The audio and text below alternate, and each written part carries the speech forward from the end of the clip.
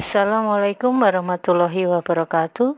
Bertemu dengan saya di channel Tiga Kantata. Pada kesempatan kali ini saya akan membahas paragraf deduktif. Silahkan disimak videonya.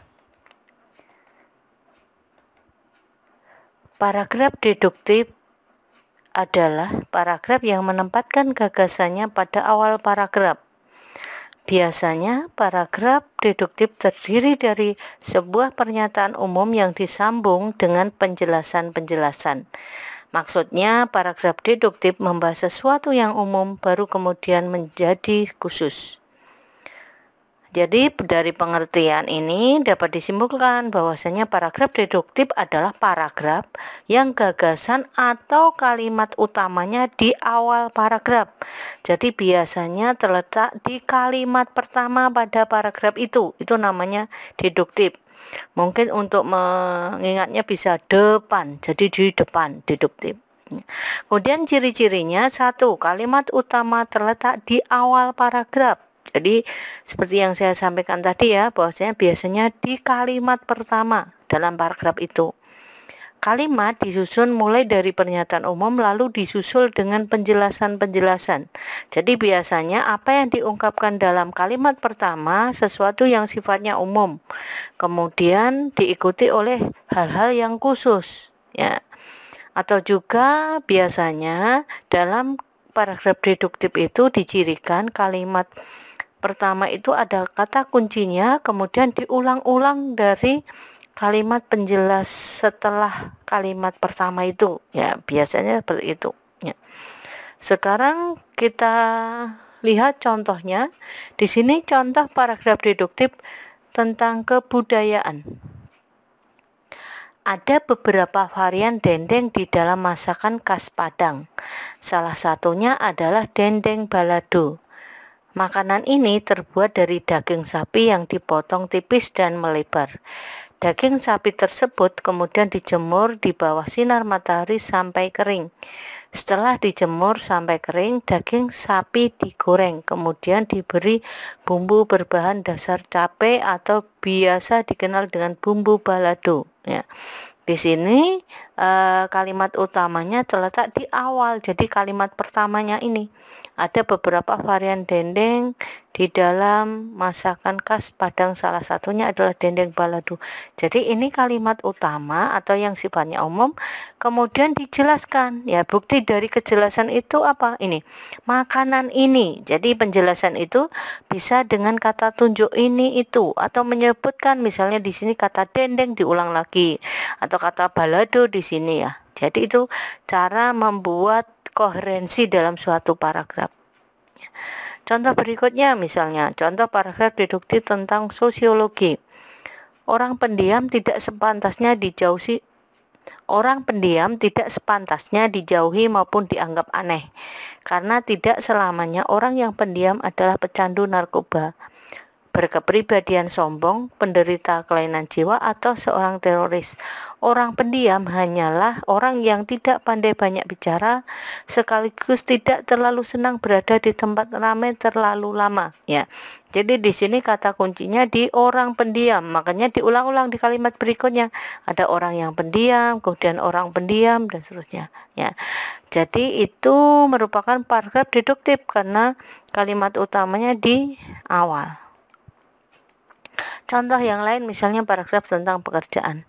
Bekerja di perusahaan startup atau rintisan memiliki beberapa kelebihan. Pertama, kamu akan memiliki kesempatan untuk belajar membangun perusahaan dari nol secara langsung. Kedua, kamu bisa bekerja di berbagai posisi yang tersedia di perusahaan. Hal ini membuat kamu belajar banyak hal dan kemampuan semakin bertambah dan meningkat ya. Di sini kata kuncinya adalah memiliki beberapa kelebihan. Kemudian kelebihannya apa? Di sini ada pertama, kedua, dan seterusnya ya. Contoh berikutnya di dunia atau tentang pendidikan. Belakangan ini kegiatan belajar mengajar bisa dilakukan secara online tanpa perlu tatap muka. Di era teknologi yang sudah sangat canggih seperti sekarang, ada banyak situs internet yang menawarkan jasa belajar online, baik yang berbayar atau gratis. Sistem belajar di mana saja dan kapan saja jadi salah satu keunggulan belajar online. Kamu pun bisa memilih mata pelajaran apa saja sesuai yang hendak dipelajari saat itu, mulai dari fisika sampai bahasa Indonesia.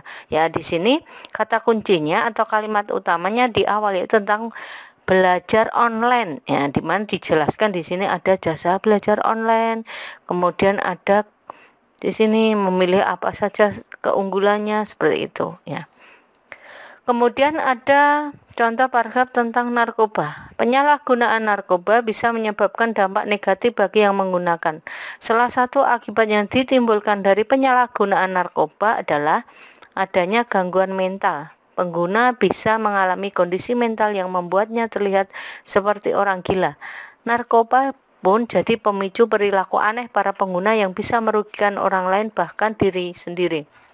Ya, di sini yang menjadi kata kunci adalah dampak negatif narkoba. Ya, kemudian dijelaskan di kalimat berikutnya. Jadi kalimat utamanya di awal. Ini juga deduktif.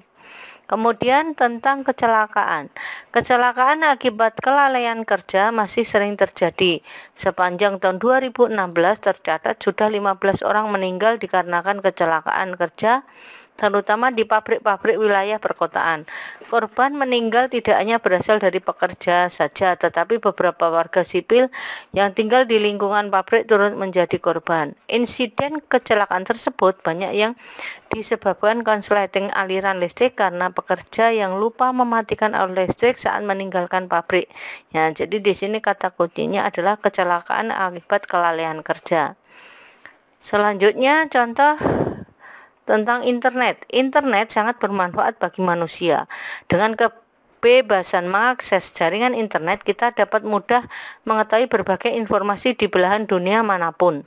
Di samping menjadikannya media informasi, internet juga digunakan sebagai alat komunikasi bagi sebagian orang yang menggunakan aplikasi sosial media. Banyak hal yang ternyata bisa dijangkau hanya dengan sekali klik menggunakan jasa internet, sehingga masyarakat pun sangat terbantu dengan kemudahan internet. Jadi di sini kata kuncinya adalah internet sangat bermanfaat bagi manusia. Kemudian tentang penyair. Chairil Anwar adalah salah satu penyair ternama di Indonesia.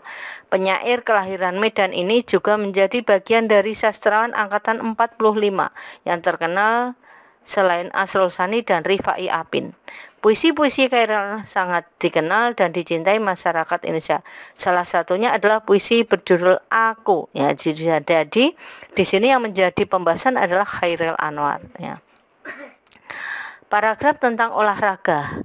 Zaki seorang atlet yang multi talenta. Selain menjadi atlet olahraga, Zaki seorang atlet yang multi talenta. Selain menjadi atlet olahraga voli, Zaki juga seorang fotografer yang sering pergi ke berbagai tempat yang indah untuk mengambil foto. Bakat yang digeluti Zaki dalam olahraga voli pernah mewakili juara Indonesia memenangkan Olimpiade pada 3 tahun yang lalu. Selain voli, Zaki juga masih sering bermain bola dengan teman sekampungnya.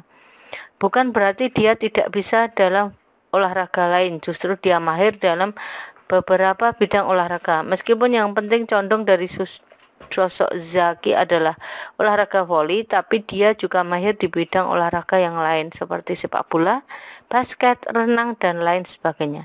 Kini Zaki mencoba dan berusaha untuk memenangkan lomba voli tahun depan, ya. Di sini tentang multi talenta dari Zaki, bahwasanya dia tidak hanya bisa olahraga voli, tapi ada basket, sepak bola, renang, dan seterusnya. Selanjutnya ada paragraf tentang penganiayaan. Kasus penganiayaan terhadap anak masih merajalela di negara Indonesia. Banyak anak kecil yang menjerit kesakitan karena dipukuli oleh orang tuanya. Di berbagai wilayah juga melaporkan kepada pihak kepolisian bahwa ada penganiayaan terhadap anak kandung mereka sendiri.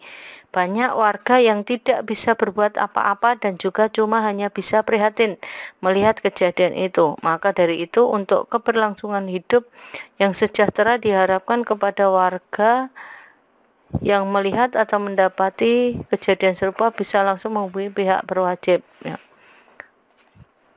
Demikianlah tentang paragraf deduktif. Semoga penjelasan ini bermanfaat dan kalau ada salahnya mohon maaf.